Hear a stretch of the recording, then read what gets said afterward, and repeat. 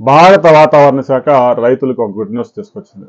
గడిచిన వారం రోజులుగా పెద్ద ఎత్తున ఎండలు మంటలు రేపుతా ఉన్నాయి తెలుగు రాష్ట్రాల్లో. ఇక వర్షాలు కూడా కొన్ని ప్రాంతాల్లో అక్కడక్కడ లిమిటెడ్ ప్రాంతాల్లో నమోదయ్యాయి. తిరుపతిలో, తిరుమలలో అలాంటి ప్రాంతాల్లో 4-5 సెంటీమీటర్ల వర్షపాతం నమోదైంది. అయితే రెండు తెలుగు రాష్ట్రాల్లో పెద్దగా వర్షాలు పడిన దాఖలాలు లేవు. గడిచిన వారం రోజులుగా విపరీతమైన ఎండలే.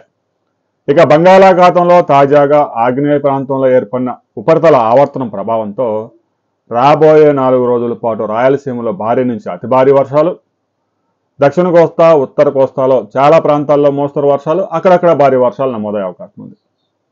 ఆ ఉపరితల ఆవర్తనం ప్రభావం తెలంగాణపై కూడా కొంతవరకు చూపే అవకాశం ఉంది.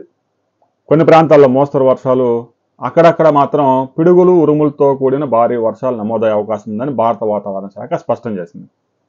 ఉపరితల ఆవర్తనం అల్పపీడనంగా కూడా మారే అవకాశం కనిపిస్తూ ఉంది. మరో 48 అవర్స్ తర్వాత ఆ రిపోర్ట్స్ వచ్చిన తర్వాత, ఆ ఇమేజెస్ వచ్చిన తర్వాత మరికొంత క్లారిటీ కూడా వస్తుంది.